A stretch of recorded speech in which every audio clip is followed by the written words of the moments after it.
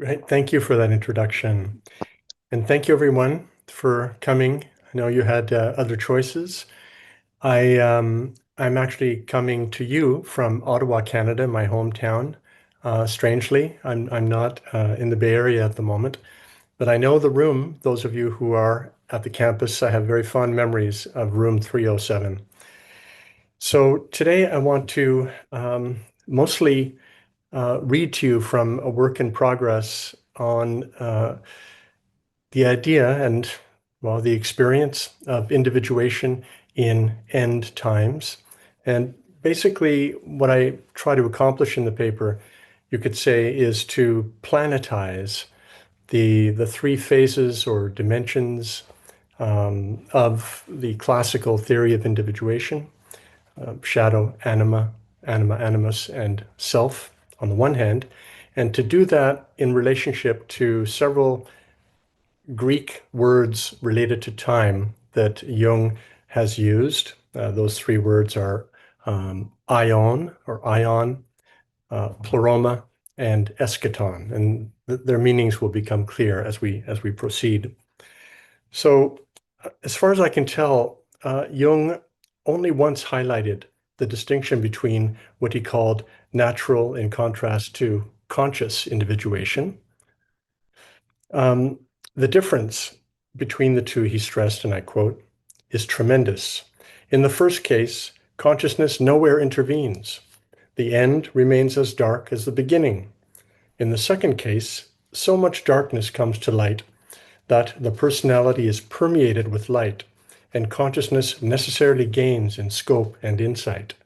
The encounter between conscious and unconscious has to ensure that the light which shines in the darkness is not only comprehended by the darkness, but comprehends it. The filius solus et lunae, the son of the the son of the sun and the moon, is the symbol of the union of opposites, as well as the catalyst of their union. It is the alpha and omega of the process, the mediator and intermedius. It has 1,000 names, say the alchemists, meaning that the source from which the individuation process rises and the goal towards which it aims is nameless, ineffable. End of quote. It's a long quote, but it's quite a remarkable one. The only one that I've found where Jung really mentions or discusses this notion of conscious individuation. If Jung were alive today, I imagine he would agree that one of these 1,000 names, as he said, quoting the alchemists, perhaps the one most suited to our times, is that of Gaia. As we know from the study of cosmogenesis, Earth or Gaia is indeed a filius or filia, a daughter, filia macrocosmi, the daughter of sun and moon. Born as a ball of molten rock, which, as soon as it had cooled sufficiently to allow for the formation of the primordial oceans, brought forth the ancestors of all living beings, she has shown herself to be at once an unparalleled alchemical vessel of ongoing transformation, as well as the fabled lithos o lithos, the stone that is no stone. It is the unique character of our times that the great work of conscious individuation is coinciding with the coming to awareness of cosmogenesis. At this point, 13.6 billion years of cosmogenesis, of the evolution and complex organization of Gaia, and the critical role of the human in this evolution. The epic quality of this evolution has a tragic dimension, however. Along with the billions of humans caught in various degrees of suffering, there is the increasing likelihood of civilizational collapse and the looming specter of the unraveling of complex life itself with the accelerating mass extinction of species. Here, the counterpart of continuous creation, of cosmogenesis, is apocalypse and the end of days. Despite this tragic dimension, however, the great work of conscious individuation, I would affirm with Jung, is still and always a light that shines in the darkness, a light that both allows and demands ever deepening levels of comprehension. In classical Jungian terms, Individuation is often described as involving several stages, all of which, however, can be understood in terms of the task of encountering and in some sense integrating what initially confronts one as other. The closest other to the ego or separate self sense is what Jung called the shadow, and more particularly the personal shadow. Clearly, uncovering the repressed, dissociated, or merely neglected regions of the personal unconscious will remain an essential and never fully completed task associated with the great work of conscious individuation. What is new to the work, however, is the degree to which collective and, more particularly, planetary dimensions are now immediately and intimately interwoven with the personal. Not only is it the case, as Edgar Morin writes, that every part of the world is more and more party to the world, but the world as a whole is more and more present in each of the parts. This truth is evident not only for nations and peoples, but for individuals as well. Just as each point on a hologram contains information about the whole of which it is a part, so each individual henceforth takes on or assimilates matter and information from everywhere in the world. Close quotes. Of course, the mutual or holographic inclusion of all parts of the planetary whole is not symmetrical or equally or equitably distributed, as Morin goes on to highlight with his compelling portrait of two contemporaneous individuals. The first, an affluent European man, highly privileged, living in great comfort with the latest tech, fresh food and entertainment sourced from all over the world. And on the other hand, in a different part of the world, an African woman, once a self-sufficient peasant, now living in a shanty town, her precarious life dependent on the vicissitudes of global markets. Thus, for better or worse, concludes Morin, whether rich or poor, every one of us harbors within him or herself, for the most part unknowingly, the entire planet. The fact of globalization is at once evident, subconscious, and omnipresent. End of quote. For those of us privileged enough with the means to do so, most of whom I would imagine would belong to the world's top 25% in terms of income, conscious individuation must now include a commitment to transform such subconscious entanglement to conscious participation in the intensifying drama of the Earth community. Obviously, the less privileged are not barred from conscious individuation, though one can easily imagine how difficult it would be for someone preoccupied with finding food for their children or fleeing bombardment to interest themselves in the project of conscious individuation. By the same token, there are many, perhaps most, highly privileged individuals with little inclination to take up the pursuit. In any case, for the more privileged, the great work becomes something of an ethical imperative. What, I ask myself, might this look like? For Jung, as early as 1918 and the first generation of Jungians, this included recognition of the shadow of Western Christian culture, which Jung sometimes referred to as the blonde beast and associated with the Germanic god of Wotan, and the at that time unparalleled catastrophe of the Second World War. In our own times, I would say that the planetary shadow work of conscious individuation must involve raising to consciousness the degree to which one's social status or persona, we can think of, or functional identity, the ego as a whole, benefits from particular kinds of privilege, especially those which presently exist or have come into being at the cost of some other group's oppression. Along with being the beneficiary of significant inherited wealth, perhaps the two most consequential examples would be male privilege and white privilege, both of which I have. I didn't have inherited wealth, but I do have male privilege and white privilege. I will state the obvious here, that this does not mean that every individual of either of these categories is free from oppression. There are, for example, many white males who suffer from poverty under capitalism, though women and women of color are even more vulnerable. In other words, it is a question of becoming more aware of the degree to which one's life situation and functional identity are embedded within or benefit from the structures of capitalism, patriarchy, and racism. All three forms of privilege are linked to the kind of gross inequities described in the example from Morin above. The relations of oppression corresponding to all three, moreover, have played a catalyzing role in bringing about the modern, or as I, following Morin, prefer to call it, planetary era, and the extended eschatological and increasingly apocalyptic moment in which we find ourselves. In the classical description of the stages of individuation, deepening into one's relation to the inner other inevitably moves from the shadow to the inner contrasexual, the anima or animus. While it remains the case that the vast majority of individuals still consciously identify with one of the two sexes, awareness of gender has obviously become much more nuanced and complex since the time of Jung and the first generation of Jungians.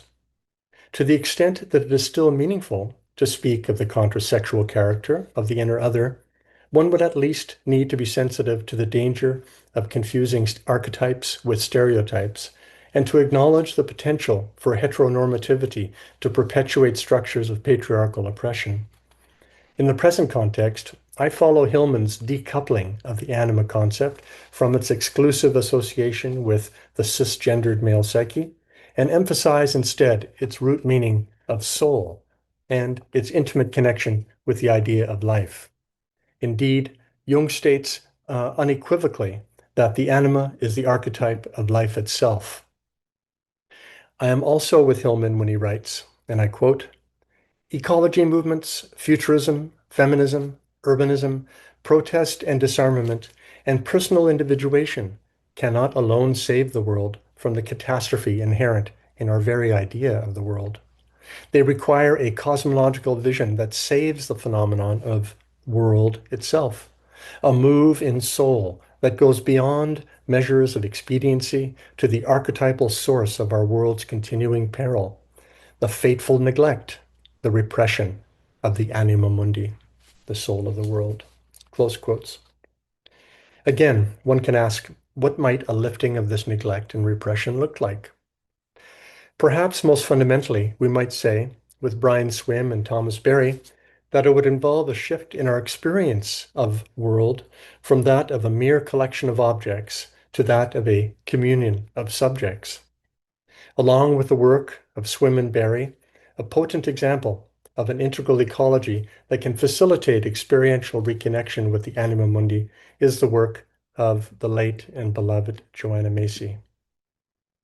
The titles of two of her main books are telling: World as Lover, World as Self, and Coming Back to Life. Echoing the shift called for by Swim and Berry, Macy invites participation in what she calls the Great Turning, from the ways of industrial growth society to those of the possibility, at least, of a life-sustaining society. In her view of the Great Turning, she identifies three separate but overlapping and mutually catalyzing dimensions. And these are, first of all, holding actions, which is what we normally think of as activism. This could include protests, blockades, sit-ins, anything that stops the machine, stops the business as usual. It's essential. Then there are alternative structures. These are alternative ways to business as usual, including all kinds of things from alternative energy sources, different monetary systems, different ways of living together, of relating to the land, and so on. But here I want to focus on the shift in consciousness, the third dimension of the Great Turning, since it's the one that's most immediately relevant to depth psychology and to the concept and practice of individuation, at least on the surface it is. So for Macy, the shift at the core of the shift in consciousness is the cultivation of what she calls the moral imagination. And the moral imagination involves waking up to our true nature as living members of this living earth. We could also say it's growing into the experience, a real experience, however fleeting, of the earth community in which we're embedded as a communion of subjects rather than a collection of objects. So the moral imagination as the core of the shift in consciousness. Now, to wake up in this way is to wake up in both wonder at the cosmos and to wake up in pain or suffering. In a way, this is to wake up to the first noble truth, the universality and the pervasiveness of suffering. But it's true in a particular way in our own times, given the accelerating mass extinction of species and looming civilizational collapse. Okay? Now, Macy refuses to reduce people's pain for the world to personal pathology. She was very early on attacked for refusing to do so, but this became a key part of her teachings and her contribution. And instead, to see this pain for the world as a healthy response to a shared suffering, the root meaning she likes to remind us of, compassion. Okay? Hillman, interestingly and similarly, makes the following observation. I think he was doing this a few years after Joanna started teaching, at least in a big way. And I quote, "My practice tells me I can no longer distinguish clearly between neurosis of self and neurosis of world, psychopathology of self and psychopathology of world. Moreover, it tells me that to place neurosis and psychopathology solely in personal reality is a delusional repression of what is actually realistically being experienced." This is a lovely quotation from Hillman. In the same essay on the Anima Mundi, that's where it's from, Hillman writes that the world, and I quote, "because of its breakdown, is entering a new moment of consciousness. By drawing attention to itself by means of its symptoms, it is becoming aware of itself as a psychic reality. The world is now the subject of immense suffering, exhibiting acute and crass symptoms by means of which it defends itself against collapse." End of quote. This new moment of the world becoming aware of itself as a psychic reality points to the shift in consciousness dimension of the Great Turning, as Macy understands it. We can thus understand the notion of the Great Turning as what Jung calls a living symbol of the self, synchronistically attuned to the turning of the Platonic year's current transition into the new Aquarian age. The tragic dimension of our transition into this new Aion is captured in the realization that the Great Turning, which Macy and others initially conceived as the alternative to what she calls the Great Unraveling, now seems unavoidably bound up with it.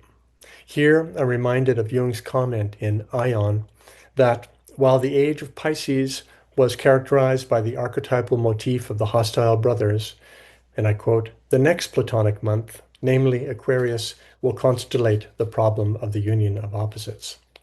End of quote. Along with his contemporaries, Jung did not explicitly foresee runaway climate chaos and the now looming mass extinction of species. While he warned in his writings of the possibility of future mass psychoses and even of human extinction through nuclear war, the implication was always that there was still an alternative path ahead. According to Marie-Louise von Franz, however, Jung, and I quote, "tried to convey to his family some things right when he was dying. One of his daughters took notes, and after his death, she gave them to me. There is a drawing with a line going up and down, and underneath is the caption, 'The last 50 years of humanity,' and some remarks about a final catastrophe being ahead." Close quotes. 50 years from that time of Jung's death would bring us to the fabled year 2012, when many anticipated the end of an age, which was the end of the 5,125 year Mayan great count, and which also overlapped with the end of the 2,000 year age of Pisces, the Aion of Pisces. We are currently 13 years past that mythical threshold, and though we have not arrived at the end, we are, nevertheless, as I've argued, manifestly living in end times. What becomes of wholeness, however, in the context of the great unraveling and these end times? Here, we need to draw on the key phrase that Jung uses to describe the nature of the self, complexio oppositorum, which he adopts from Nicholas of Cusa's definition of God. Along with the fundamental opposites of ego and unconscious, or shadow and anima animus, the other pair that preoccupied Jung is that of the human and the divine. which we see with his repeated assertion that, in terms of their phenomenology, symbols of the self are indistinguishable from symbols of God, the imago Dei. This is especially so, and with world historical consequences, in the case of Christianity. In both Aion and Answer to Job, where he outlines his archetypal psychology of history for the Christian or Piscean Aion and into the new millennium, Jung anticipates the advent of the Anthropocene, where the human has become a planetary force in its own right. The central argument in Aion is that, synchronistically symbolized by the precessional passage of the spring equinox through the first vertical fish in the constellation of Pisces, where heaven and spirit are absolutized over the material realm, with the passage through the second horizontal fish, we have a compensatory absolutization or apotheosis of matter in the secular realm. Similarly, in his treatment of the biblical mythos in Answer to Job, Jung sees the doctrine of the incarnation, the descent of the divine logos, being followed by the divinization of the human. In other words, the human has taken on godlike powers of creation and destruction. The only thing that matters now, says Jung, is whether man can climb up to a higher moral level, to a higher plane of consciousness, in order to be equal to the superhuman powers which the fallen angels have placed into his hands. Close quotes. Judging not only from the final act of the biblical mythos, but from Jung's own deathbed vision, it is hard not to be pessimistic regarding the potential success of the needed moral ascent. Still, there is, I would maintain, a hidden redemptive potential in the experience of the higher plane of consciousness that Jung alludes to, even if and as collapse and the great unraveling seem more and more inevitable. In 1944, Jung had a remarkable near-death experience. First of all, he broke his foot, and recovering from that, he had a heart attack. I hung on the edge of death, writes Jung. At that time, he had a classic out-of-body experience, including a prophetic and hyper-real vision of the Earth from space.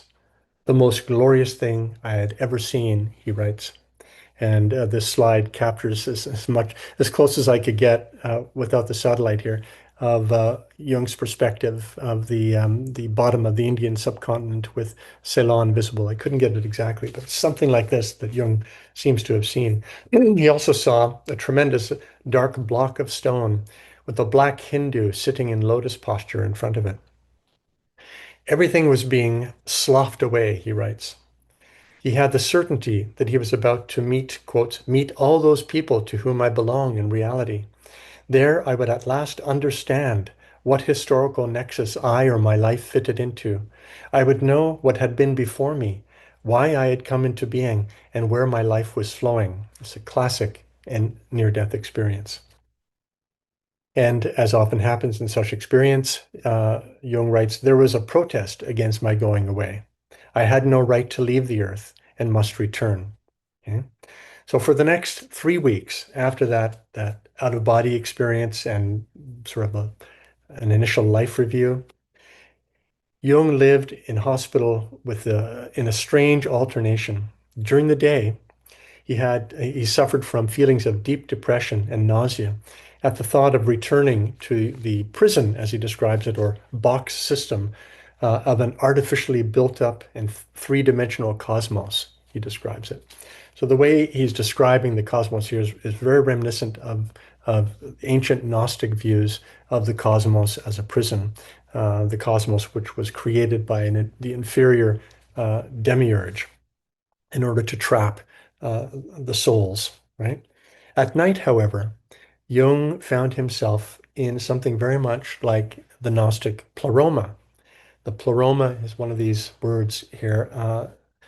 Literal meaning is fullness, but it describes in the ancient Gnostic system the Godhead prior to any creation, right? So it's the Godhead in all of its fullness. Okay? So at night he found himself in something like the Gnostic Pleroma, safe in the womb of the universe, as he describes it, and which was accompanied by an experience of eternal bliss. This, by the way, is from the Red Book, and it says on the bottom, Hiranyakarbha, which is the cosmic womb, basically, from both Hinduism and Buddhism, sometimes symbolized as an egg as well. Okay. Reflecting on these visions, uh, Jung writes, he concludes actually, and I quote, I can describe the experience only as the ecstasy of a non-temporal state in which present, past, and future are one.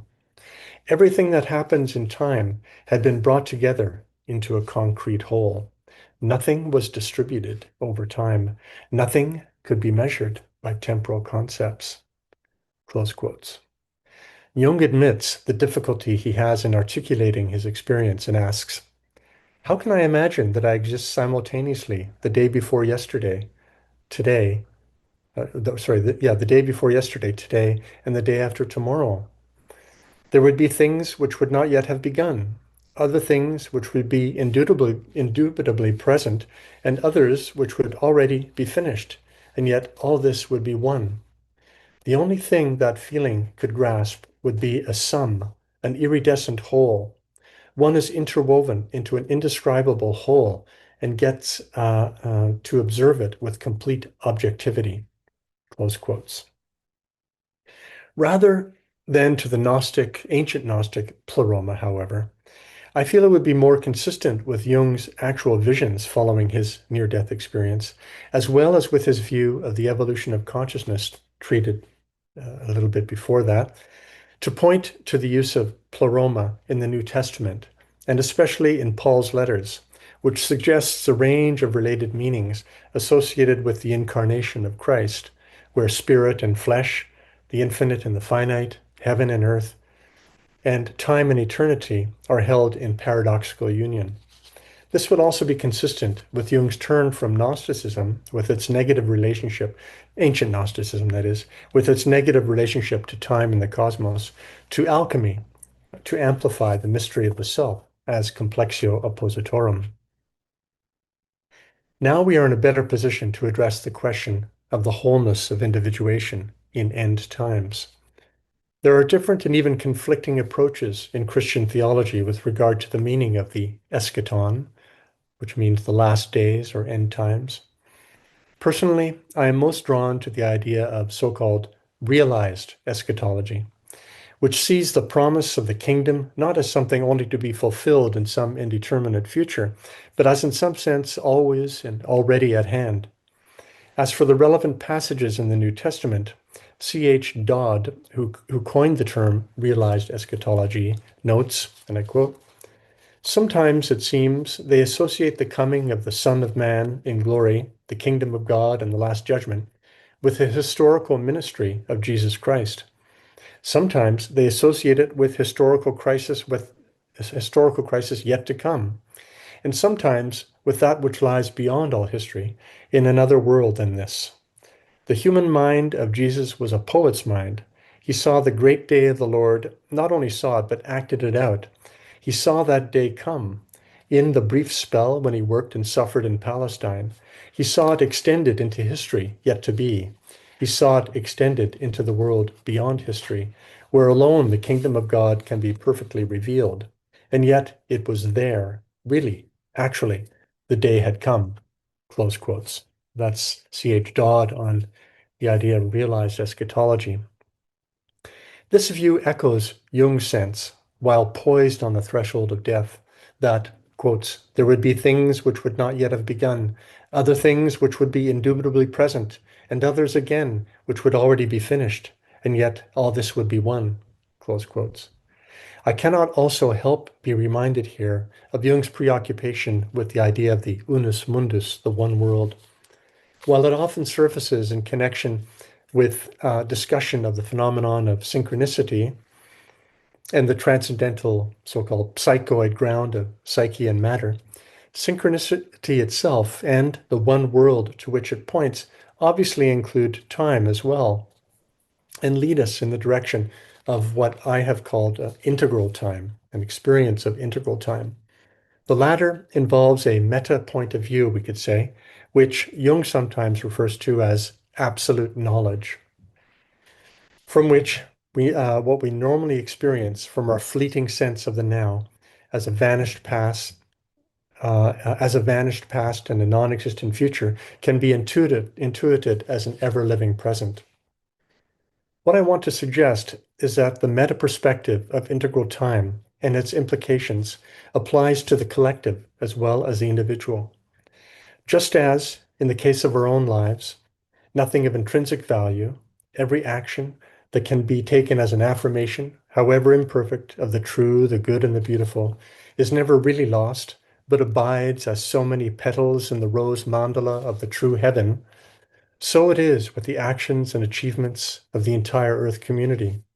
Even and especially as we pass through the fires of planetary initiation and participate in an unparalleled collective near-death experience, we can take heart in the knowledge that these achievements, as Blake puts it, and I quote, rest permanent and not lost, nor vanished, and every little act, word, work, and wish that has existed, all remaining still. Close quotes. From this meta perspective, death, Jung claims, and I would add not only our own individual death, but that of our species or even the inevitable death of Earth and Sun, can even appear, and I quote, as a joyful event. In this light of eternity, it is a wedding, a mysterium conjunctionis. The soul attains, as it were, its missing half. It achieves wholeness. Close quotes. Particularly in our own times, where the boundary between the personal and the planetary has become so fluid, I cannot and should not pursue my own individuation in isolation from that of the Earth community, whose origins I share and with whose destiny I am bound. We can understand that Gaia, too, as a self-organizing and therefore living being, seeks her own wholeness and self-actualization. And insofar as the human represents that dimension of Gaia, where the anima mundi can rise to the level of self-reflexive awareness, her own individuation can only be realized by the active participation of individual humans. Only if we know, writes Jung, that the thing which truly matters is infinite, can we avoid fixing our interest upon futilities. The feeling for the infinite, however, can be attained only if we are bounded to the utmost.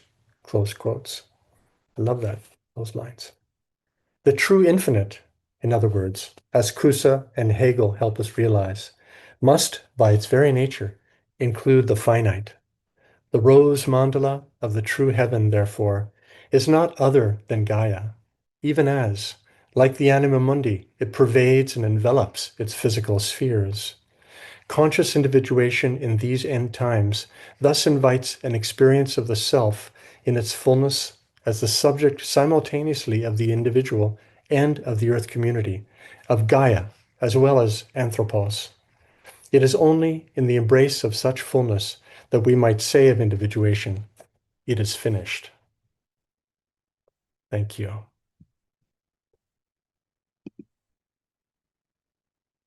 I appreciate your patience with me reading that paper. I wasn't confident enough to be able to present all of the ideas in the allotted time without doing it. Happy to. Okay, well, so we'll take questions. If you can put them in the chat, that would be great. Nate, do you have any in your room? Nathan? Any questions? Yes. So go first. I'll We don't have hold it for you. anything. Hi, so my name is Elliot. We've met before. I graduated from CIIS in 1983. Oh, My wonderful. question is about Jung.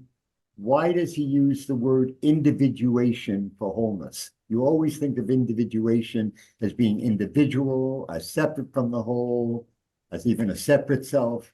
And now yet I gather in Jung, this is the highest state. Why would he pick that word for the highest state? That's a great question, Elliot. Well, there's several ways of thinking of it. At one point, Jung says individuation means becoming an individual, which means not divided. So uh, you could think of much of human experience as being chronically dissociated, split, with no living, healthy, ongoing relationship between consciousness and the archetypal realm. So that split or that division, I think, is one sense that Jung is talking about with individuation. So overcoming that division. So individuation is to be not divided in that sense. But it's also, he's alluding to the the classical, medieval, really, scholastic idea of the principle of individuation, which is the metaphysical concept that the ancient scholars developed to try to understand how the infinite actualizes itself through the finite. What's the relation between God or the infinite and the finite? That's the principle of individuation or of differentiation, actualization. So think of actualization and non-dividedness. Those are the two main senses that Jung is drawing from with the idea of individuation. Thank you. You're welcome. Thank you. Okay, I do have a question here from the Zoom, from Alexander Galileo. Do you think it could be said that moving from our anthropocentric views in science would be one of the first steps of moving into a more communal consciousness with the earth and other animals, including other anthropo? Yes, I think that would be an essential step, and thankfully it is happening, in many fields with the recognition of animal consciousness, even plant consciousness, for instance. The big recognition of Gaia, of Earth, as a self-organizing system is a fundamental step in that direction, because everything that is self-organizing has a certain interiority by definition. We know this from the participatory cognitive paradigm in biology. Self-organizing systems are also cognitive systems. So they have a certain degree of awareness. So that's true of Earth, and it's true of the galaxy, which is a self-organizing system, and the cosmos as a whole. It's all self-organizing, which means that we can't understand it faithfully without recognizing a degree, a level, a fundamental level of interiority, and we could say soul, the soul dimension. So, but it's not enough. Yes, science has got to do it, but a lot more has to happen. Well, thank you for that. Is there any other question in the room? I have two questions here now. Oh, yeah, we have one here. Okay. I'll hold it. Great. Thank you. I heard you talking about Jung and individuation, but also about Hillman. And I'm not an expert on Hillman, but I understand one point of conflict between Hillman and Jung is precisely on the notion of individuation and holism. And that's sort of a turn towards a polytheistic understanding of the self, which can't be integrated into a single totality. And so I wonder, A, is that correct? And if not, please correct me. And B, if it is there a way of thinking Hillman's polytheistic multiple approach to the self in analogy to self in world, self in cosmos, self in nature, along the lines that you're describing here? Yeah, thank you. That's well, I would say you are correct that I think this is a theoretical inconsistency in Hillman. I don't find it. I mean, his affirmation of multiplicity is brilliant, obviously, and I wouldn't deny that. Jung himself recognized the multiplicity, the multiple nature of psyche. He actually, the subtitle of one of his subsection of one of his main essays is called "The Collective Unconscious as Multiple Consciousnesses." Right, so even Jung recognized the multiplicity of psyche. On the other hand, everything that lives is self-organizing, and that self-organizing principle. I don't think you can get you can't have self-organization without some form of closure or wholeness. Even a cell, for instance, a cell has a membrane. It's self-organizing. It has many parts. I mean, a single cell, the simple bacterium is almost infinitely complex if we could see it close enough. And yet it is a self-organizing whole with a definite boundary, right? So I don't see how the human psyche, just like the human body, can be any different than all other living beings. So I think Hillman is just wrong there, personally. Okay, fair enough. But what we see, though, interestingly, with Hillman, with his brilliant turn to the anima mundi, so he's recognizing that individual psyches are contained within the larger psyche of Earth, Jung's self is continuous with that anima mundi. But I would go in the direction that you suggested at the end of your question and comments, that both Hillman and Jung, with the idea of complexio, oppositorum, invite us to work dialogically and dialectically with these pairs of opposites, one, many, and so on. Thank you. Thank For you. that. We have a couple more questions here, and I will take Emil's question, where he says, what do you think Jung would tell us about where we find ourselves today? And do you intuit what practices he might advise for individuation that would fit into a 21st century lifestyle? Right. Well, I mean, as he seems to have intuited on his deathbed that the Earth community was headed for end days of some kind. And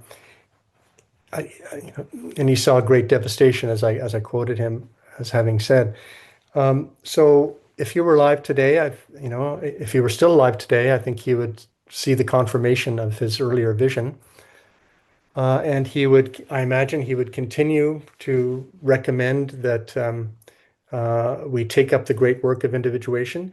But I think he would have moved in a more ecological dimension, or he would have amplified the ecological dimension of his thinking, which is already there. He would have gone in the direction that Hillman did in making connections between the idea of the anima mundi and ecology, ecopsychology, other movements in culture, and the political economy as well. I think he might not have been quite as individualistic as he was before his death. So should I pass it back to room 307? Yes, we have another question. Go ahead. Oh, Sean, Just hold it down. Yeah.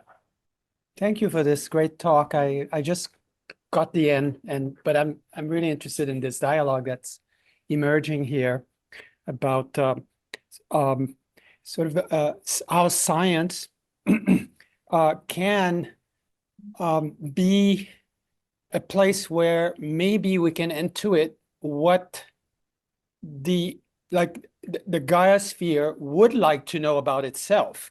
Like in some sense, science is always bottleneck around our dimension of or limitation of our consciousness. And so I wonder, where can we, or the same way with the rights of river and all of that, that's been adjudicated in human courts. So, it almost takes the human to, advocate for their rights. So I'm wondering, in science, what does it mean for you at the level of knowledge? Can we do that can a science for the Earth? What would it look like? Yeah. Well, I just recognize this is Danielle. I can't see you, but I recognize your voice. Yeah. Good to see. Well, I don't know what that would look like in terms of science, Danielle.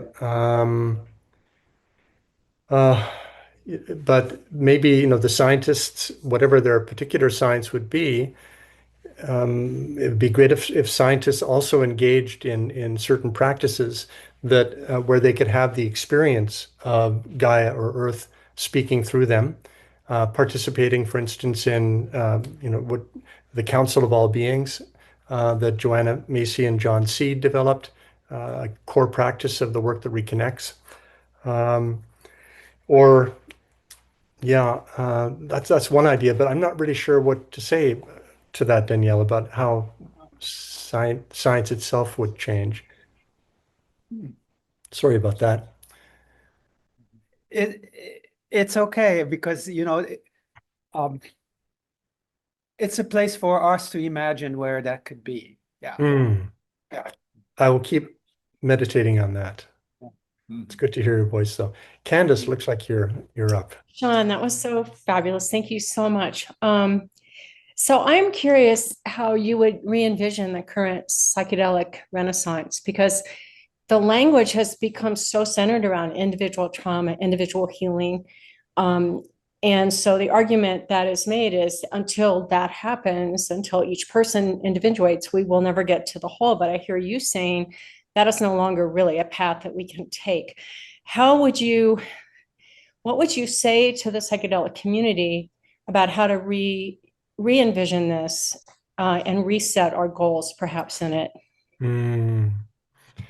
Yeah, well, my sense is that many people doing individual psychedelic work have the experience of contacting their pain for the world. I mean, the Yes. world does Yes. speak through their individual experience. Yes. So I think in a way it's happening just organically, naturally that way. But I also have know some people who get together periodically and have medicine circles that are the conscious intention is to open oneself to participate in and contribute to the healing of the world, whatever that looks like.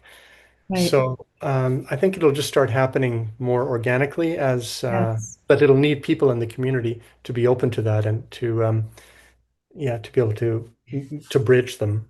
So really at the level of intention setting is really where you see the shift could occur. I think so. And also in the recognition that what one thinks is one's personal pathology is sometimes also pain for the world that we just don't know how to process or Right. even to hold. Yeah, thank you so much. Thank you, Candace. So I'll take Jill Jan, good to see Baruch's. you. Oops, sorry. I'll take Jill Baruch. She's asking Dr. Kelly, can you share the name of the book you are working on? Oh, no, it's not a book. It's a paper that I'm writing for this conference. When I saw the call for papers, I sat down and started writing, and yeah, it's just a paper, but it's continuous with the theme of my last book, Becoming Gaia on the Threshold of Planetary Initiation. But it's a more focused engagement with Jung and Hillman. Yeah, Okay, thank you. thank you. I want to bounce it back to room 307, then we'll take the question, Jen. We don't have any hands up here, so Jen, you can go ahead on Zoom. Okay, Hey, I'll Jen. just, hi, Sean, it's great to see you. Good to see you too. Great talk. I wanted to follow up on what Candace was bringing up, and I'm trying to remember if it was Carl Jung or somebody else that said if only even just a few people can individuate, it may be able to turn the tide of where we're heading. Was it Carl Jung that said that or somebody else? Well, he says similar things. Yeah. Yeah. It's a kind of it's a shared thought that if only a certain threshold is reached, then a wider collective transformation will happen. Um, well, I think it depends what we mean by individuation, though. Uh, I'm personally skeptical that if we had let's say 3% or 8% or even 10% of people. And what does it mean in the traditional sense? What would it mean for individuation to be complete? So Yes. yeah, I don't think there's time for that actually. But each of us has our own dharma, our own gifts and path to choose, and for some of us that might mean a radically introverted, seemingly uniquely personal journey for a while, and that's okay, right? So, Thanks, Jen. Looks like Elaine has her hand up. Well, it's actually Rick, her husband, but it is my hand. Sean, thank you for the talk. I was struck powerfully by the quote, I believe from Jung, that said basically the problem boils down to the suppression of the anima mundi. Could Oh, you? it's Hillman. That was Hillman. Yeah. Hillman, Yeah. is that? Could you point me to where that came from? Yeah, it's his very famous essay called Anima Mundi. Okay, Yeah, it's a brilliant prophetic it is. essay. I've read it, but that jumped out at me today. Thanks. You're welcome. Wow. Anyone else? I think we've got, what, 8 minutes? If there are no questions, I can share with you. Well, We have another one in the room. okay. I would like you to talk about the meaning of anima mundi. Mm. Well, it's a mystery, right? I feel. So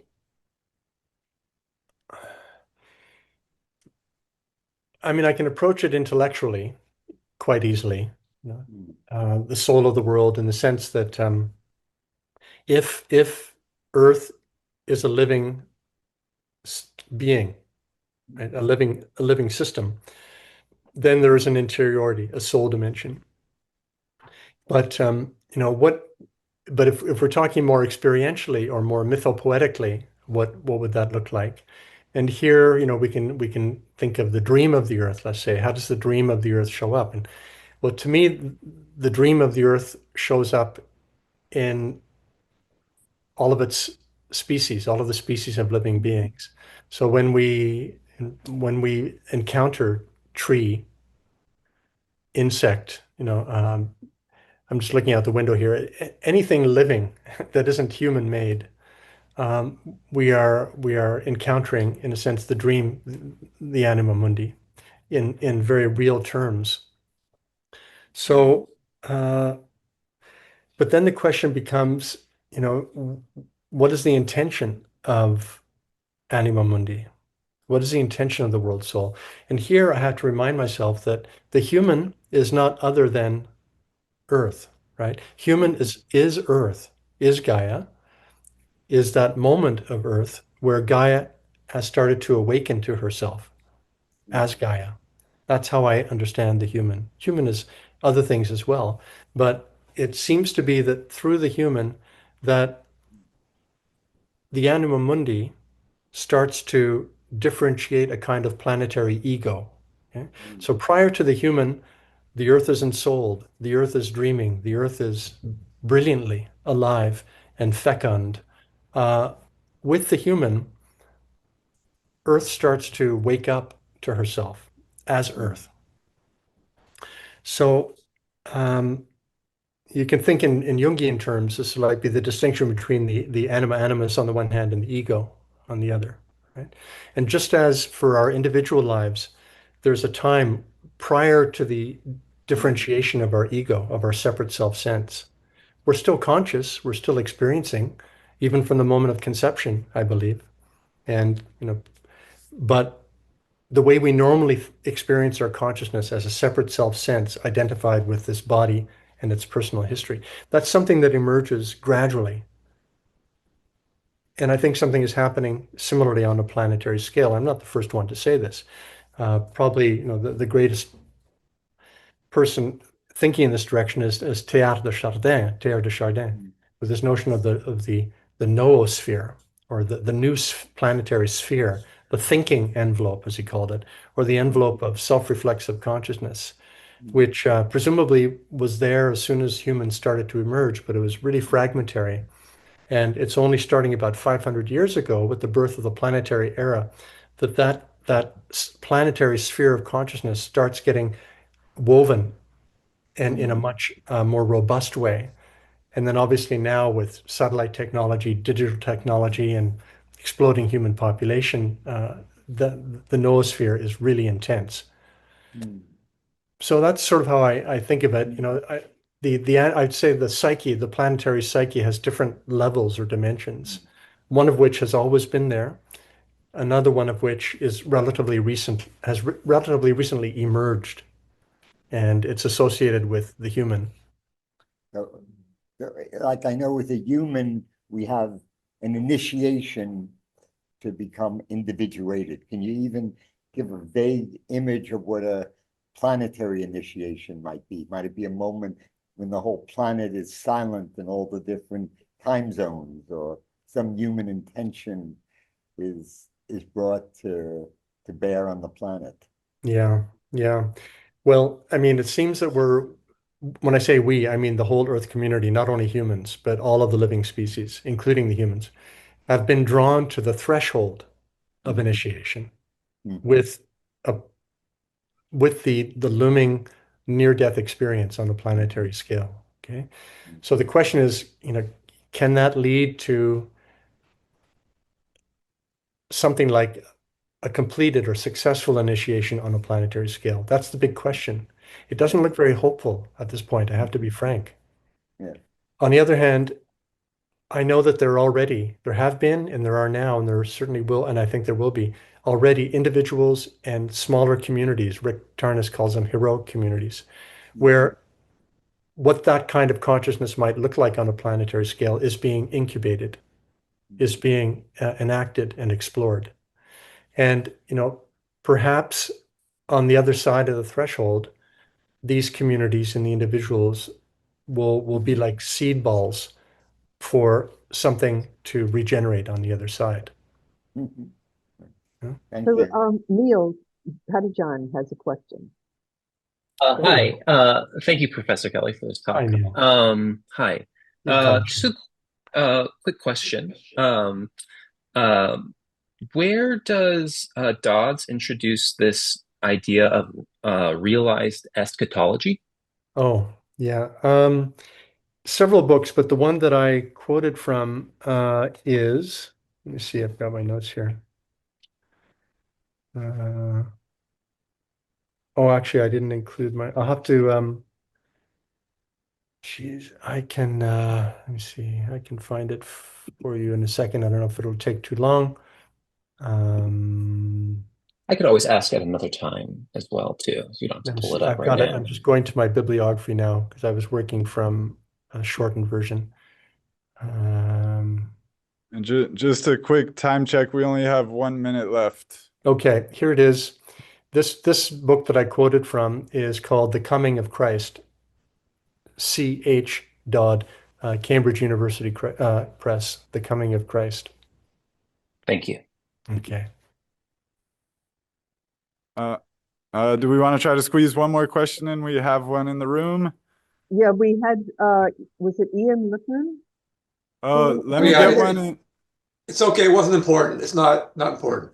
Okay, Okay. you can take it would you away, like to go? Neil. Okay, yeah, we have one here. Just hold it kind of far away from your mouth. Sure. Hi, Sean. Oh, far away. Yes. Hi. This is a fun 1 minute question. I just wanted to speak to feeling around this topic and to just like acknowledge in the part of me that I imagine other people probably also experience. It's hard to sit with this. Yeah. It's hard to sit with this. And I go through times where I feel very intensely about it and try to take on a lot of kind of personal responsibility and lifestyle changes that feel radical in response and then meet my own limitations around that. And, there's like this real kind of internal conflict that I can feel around, like how much is mine to take on? How much do I get to enjoy my life? Maybe those things don't have to be separate, right? But sometimes it can feel just like,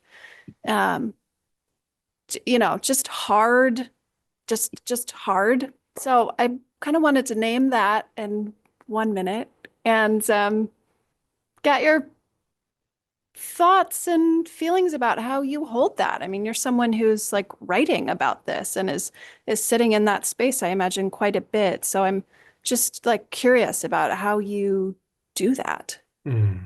Thank you so much for giving voice to that. Yeah, I hear you. It is hard. It's so hard. And I'm sure, like most people, I have I have to pay attention to self-care. So I have a pretty much daily practice of meditation and Tai Chi, Bagua, other movement things that I do, usually outside. I'm lucky there's a park near where I live, so I can go outside. Sometimes it's noisy and sometimes, but at least there's a beautiful tree that I can do it beside. So that's one thing. Finding your friends, people that you can link arms with, to feel that people you can hug, number one. And secondly, people you can link arms with. If they're people that you have shared fundamental values and projects. I couldn't do it if I was isolated. I have, the PCC community, my colleagues, students, a few dear close friends that are essential for that work. But yeah, I think it's also important to have. One thing that's helped me is the work that reconnects of Joanna. My relationship with Joanna Macy helped me enormously. She helped me remember that it's all right to feel this pain and terror and grief. That's actually a healthy thing. So when I remember that I'm feeling this pain, the fact that I'm feeling this pain means that I'm connected to the world. I'm not isolated from it. So I'm actually embedded within something that is holding me. That's why I feel the pain and the anxiety. And there are other things that if we had time, I could share with you the way I deal with it, but I really appreciate you bringing it up. Thank you. So that's probably a wonderful way to end. And I think we should show all of our appreciation to Sean Kelly for enlightening us with his take on the present situation. And it's wonderful to have all of your participation. So thank you. Thank you, everyone, for coming.